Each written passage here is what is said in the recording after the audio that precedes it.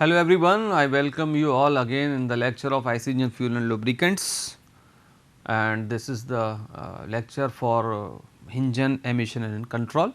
In last few lectures we have discussed the causes of emissions, different emissions, and how they affect, what are the sources of those emissions, and what are the operating parameters and remedies to control these emissions. Either they are coming from the SI engine or they are coming from the diesel engine or maybe from the external combustion engine, internal combustion engine, stationary engine or variable compression engine or any type of engine, but the problem is their emissions, and their emissions are regulated and unregulated. And this lecture we will going to discuss all these topics: emission regulations, catalytic converters and particulate traps, selective catalytic reduction SCR, diesel oxidation catalyst DOC. So, we will be starting this lecture emission regulation. You coordinated what is emission regulation. Emissions means the pollutants which are coming out from the engine tail pipe, that SI or CI engine. So, you can see that nowadays the problem is very much, it is achieved a very giant problem, and all the life, the pollution of this air pollution problem, we are all facing that problem, and we are all facing the irritation of eyes, visibility problem is there, some inhaling problem is there, their effects, counter effects are very much, their side effects are very much there. So, it is a big threat to our society. So, how you can achieve it? You are the human beings, you needs pure air for proper functioning of your organs, for your body. So, you cannot alone control this all these things. So, government have made some regulations, and these regulations in India is known as Bharat stage, started in somewhere in 90s, and nowadays from April 2020 it is now Bharat stage 6, and in Europe it is Euro 1, 2, 3, 4, 5, 6. So, you can see from here why it is needed. You all needed to cut down, to curb the emissions, we need some standards, and these standards have to followed by each of the auto sector, each thermal power plants, they have to install, they have to go for the R&D to reduce these emissions, because at last with some facilities you need purity in the atmosphere also. So, this purity can only come if the government takes serious interest, and of course, government is taking very serious steps towards it, and that is why he suddenly shifted from Bharat stage 4 to Bharat stage 6 in April 2020. And the main aim of these norms is to provide a common platform to all the auto sector manufacturers, to promote them for R&D work, to sustain in the market. They need some research to cut down these emissions, and these are the regulated emissions. These are carbon monoxide, carbon hydrocarbons, nitrogen oxide, and the particulate matter, which are very threatening. And so first of all, these norms are as per the fuel used. Either petrol engine emission norms are different from the diesel emission norms, and also they are different for the type of the engine. That the norms for stationary engine like your diesel generator is different as from the automobile engine. And also it depends upon the capacity of the engine. So, they are not only, you can say that this is the only slide which can claim that these are the stringent norms, and we all have to follow this. So, it depends of, there are subcategories of the norms, and particularly you can see that the aim of the Euro 6 is to reduce levels of harmful car and van exhaust emissions both in petrol and diesel engines. This includes oxides of nitrogen, carbon monoxide, hydrocarbons, in bracket THC means total hydrocarbon, and particulate matter PM, which is basically soot from diesel cars. The knock on effort of reducing these pollutants can also mean improved fuel economy and lower CO2 emissions. So, nowadays we are also planning some another techniques other than engine design, the route are also, because we know that the maximum power of the maximum amount of the fuel energy is goes into the frictional losses. We all know that the efficiency of the engine is approximately, if you turbocharge engine, it is up to 40 to 45%. So, where it is 40, remaining 50%, 55% is goes. So, the major part goes into the loss in the frictions. That friction may be in the different form, road conditions are there, some drag of air drag at very high, when the vehicle running at on a road with very high speed, the drag is offered, resistance against the velocity of the your vehicle is there. So, you have to overcome all these things, as some, and also the internal frictions are also there, some leakage is there. So, maximum power part of fuel goes into to overcome these types of frictions. So, the vehicles are not only the R&D is focus only in the combustion chamber or engine system, also now government is planning to properly design the routes, proper design for the aerodynamic of the your vehicle also. But you can control your emissions by proper design of the engine, that is called the retrofitting. So, retrofitting involves, you can use different techniques like spark advance, spark injection pattern, injection advance, post injection, pre injection, main injection, like in diesel engine. So, there are a lot of techniques are there. So, you can see from here that Bharat stage 3, that you can see the carbon monoxide emissions were 2.3 was the maximum limit, but when we go for Bharat stage 4 it was 1, and Euro 4 it was 1, and now you can see here that in stage 6 it is also 1, but if we talk about hydrocarbon it is 0.2, similar, it is similar. But if we talk about NOx in Bharat stage 3, so Bharat stage 3, if we talk about the NOx, it is 0.15 in unit is not is there, and we are not able to tell you that whether it is for stationary or moving engine. But you can take a idea from this slide that the norms, as the stages are advancing, these emissions are curbed, and how it is curbed, it will not curb automatically. You have to redesign your engine, you redesign your fuel modification. So, for example, nowadays we are using in SI engine the blend of 5% ethanol. So, by doing this we are able to reduce the emissions. Another form, in lecture 1 we have discussed the 3 methods are there to control the emissions. First method is to go for the controlling the variables or retrofitting of the engine. Another is the fuel modification, you either go for blend, you either preheat the engine fuel, or using different blends of the fuels or some additives. But it will another way to control the emissions is through catalytic converter, using catalytic converters which are employed, which are installed in the tailpipe. So, you can see from the diagram the construction of a general idea of catalytic converter from here, that this is the engine, emissions are coming out, and you have employed a catalytic converter in the tailpipe towards the muffler. Muffler is this called silencer of the engine. So, this part is called catalytic converter. So, catalytic converter name suggests you, it convert the emissions harmful emissions into non harmful emission by using some catalyst, and catalyst are some components which are very expensive, and they are not consumable at all.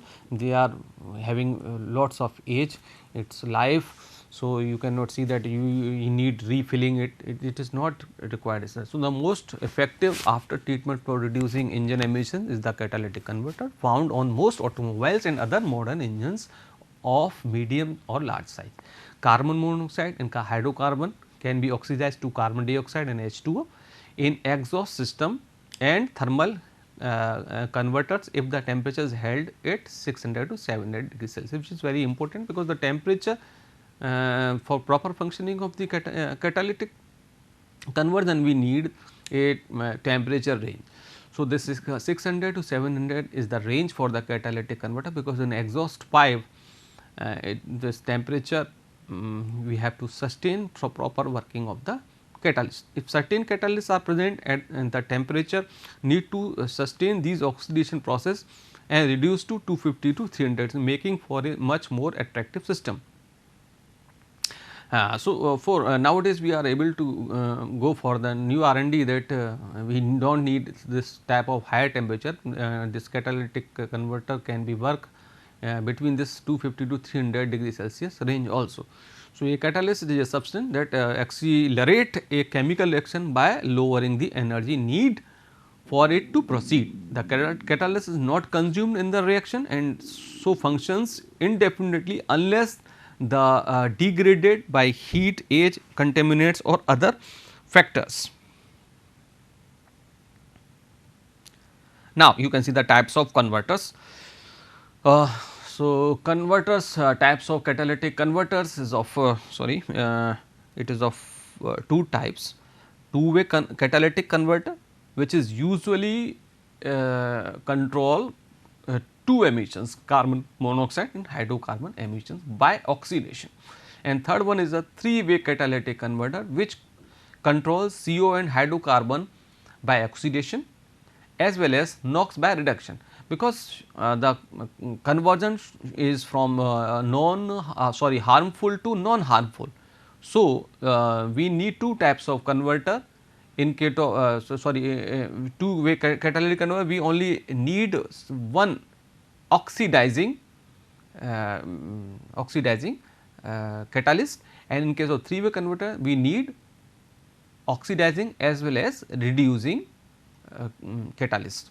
So, you can see diagram for two-way catalytic converter. You can see from here that this is the some honeycomb type of structure is there, and it is very costly.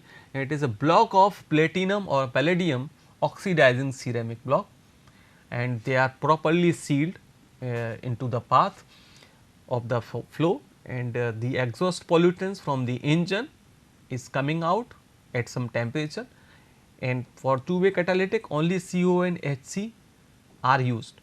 So, CO and HC are converted into CO2, CO is converted into CO2 with the help of this palladium, and hydrocarbon is converted into H2O and CO2. You can see from this diagram that hydrocarbon plus oxygen reacted gives you H2O vapors and CO2, and CO is converted into CO2.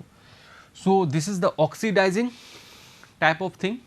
Oxidizing it catalyze the oxidation process. So, two-way catalyst is only used for two gases CO and H2 to curb these CO and HC, because CO is converted to CO2, which is not harmful, although it is greenhouse gas, but it is consumable type of thing, because it is consumed by the trees or your plants as it is needed for their own life. So, and hydrocarbon is also undesirable. So, it is also we are converted into water vapor, which is water vapor is almost 100% not it is very pure thing. And we come out the three-way catalytic converter. So, three-way catalytic converter we use first we use here rhodium matrix, which is a reducing ceramic block here. First we employ the reducing, then we go another block is for platinum matrix. So, similarly all the reactions are here, CO and H3 with the help of this reaction is converted into CO2 and H2O, but with the help of this rhodium matrix, this NO is reduced, means reduction is the reducing of oxygen, removing of oxygen called reduction process. So, this is broken into nitrogen and oxygen molecule, they further goes into the surroundings. So, nitrogen and oxygen, they are 100% not harmful to the system. So, but utilization of this is good, but it is very expensive. So, it makes the overall cost of the automobile is very higher. Now, to come to the particulate traps, or it also called DPF, diesel particulate filter. So, diesel particulate filter, you can see in the diagram, the compression, ignition, engine problem is some PM matters. So, compression, ignition, engine systems are equipped with particulate traps in their exhaust flow to reduce the amount of particulates released to the atmosphere. Traps are filter like systems. So, which basically what is traps? Trapping means filtering. So, traps are filter like system often made of ceramic in the form of monolith or mat or else made of metal wire mesh. Traps typically remove 60 to 90% particulates in the exhaust flow. As traps catch the soot particles, they slowly fill up with the particulates. So, it removes, it is like a filter and it removes 60 to 90%, and after continuous use they got slowly filled up. So, this restricts exhaust gas flow and raises the back pressure of the engine. So, if it is there's clogging is there of these filters, what will be happen? The back pressure is increased. So, it is back pressure should not be increased beyond the desirable value, because it also affects the engine performance. So, higher back pressure causes the engine to run hotter, or there will be more NOx formation will be there, and engine will misfire and exhaust temperature to rise and fuel consumption to increase. As a result, the efficiency, thermal efficiency of the engine will go on, its life, it affects the life, engine components and seal, leakage problem is there. So, reduce this flow restriction, particulate traps are regenerated when they begin to saturate. So, after saturating of these clogged particles, they are regenerated, means removing all these things. They are different, and in the coming slide I will discuss how they are generated. So, regeneration consists of combustion, combusting the particles in the excess oxygen containing in exhaust of the lean operation CI engine. So, how it is removed during the exhaust, because the combustion will take place during the exhaust.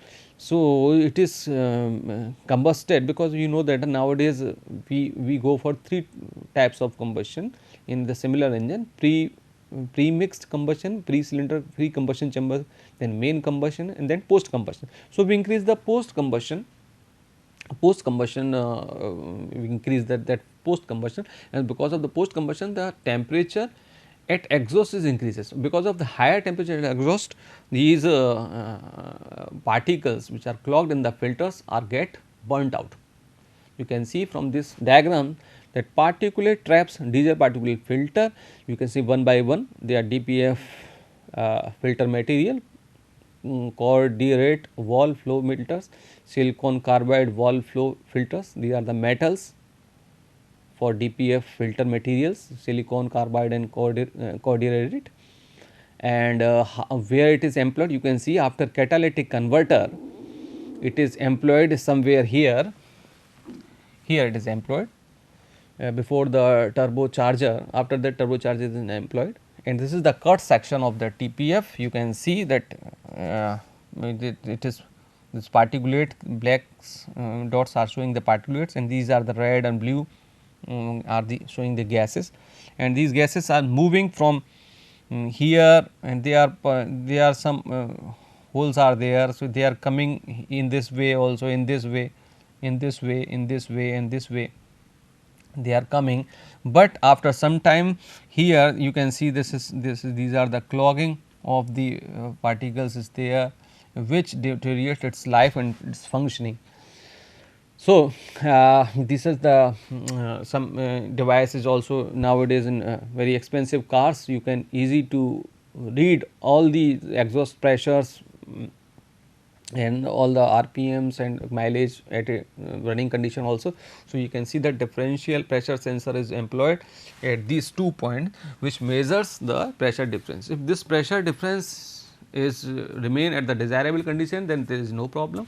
But when this pressure difference after clogging of these filters is disturbed, there will be you can see in the in your dashboard this type of blinking in the your vehicle. So, DPF regeneration is the indication of DPF regeneration type. This is the time of the DPF regeneration. So, the DPF regeneration is the burning of soot after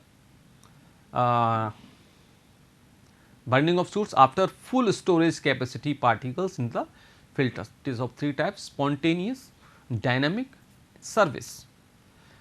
So, one by one I will discuss it. So, spontaneous regeneration, you can see if the working temperature is remains 600 degrees Celsius for the spontaneous removing of these clogs. So, how this 600 degrees Celsius is achieved? This 600 temperature is achieved when you go for the running condition. You are able to see this type of blink, and if you are seeing this blink, you have to run your vehicle for half an hour, and this is can only be ignored for a few times, 10 to 12 cycle engine time. Suppose you are moving and this blink is there, but you are not taking attention on that, and you crank off your engine, then it is okay. And if you again on that the next working cycle is increased, and you have to run your vehicle for continuous half an hour for a particular speed. So, that the aim is that if you run your engine at a particular time period, a particular speed, the temperature in the exhaust will reach at this condition, and at this condition the complete burnout of the clogged soutes will be there, and the filters will be spontaneously removed. So, because this condition, this is why it is dynamic, because you are removing this clogging during the motion of the vehicle. That is why it is dynamic regeneration. Regeneration means removing all the carbon particles, soot particles from in the clog. And if you ignore continuously during dynamic regeneration this alarm, then what will happen? This will continuously blink off, blink off, blink off, and this is the indication that you need to scan or service the your filter. Otherwise, it will be cracked or it will be create a problem. So, these are the three types of spontaneous, dynamic, and service problems. Now, the another is the selective catalytic reduction technique. We have discussed in last lecture that NOx reduction is possible with the help of EGR technology. This is the another technology. Selective catalytic reduction is the another technology to reduce the NOx. It is first it was used in thermal power plant in 1970 and used in gas turbine, waste plants, and incinerators. The SCR is an advanced active emission control technology system that injects a liquid reductant reagent through a special catalyst into the exhaust stream of a diesel engine. The reductant source usually automotive grade urea. How it works, you can see from here that here this is the engine, this is the engine exhaust is coming here, and this is the diesel oxidation catalyst, two-way or three-way. Then this SCR is employed here, and this is the urea tank to fill from the pump, and this is ECU control. ECU has sensors, it have already its database. According to that, this urea is supplied to the, it is having different types of operating condition in the its memory. So, as per your exhaust condition, it inject a required amount of urea into the this tailpipe, and the how it this is the honeycomb structure, oxides of vanadium and titanium type, and dynamic dose system for urea is used as NOx formations depend upon engine working system. These are the chemical reaction. The carbon monoxide converted into carbon dioxide, and hydrocarbons is converted into water in this.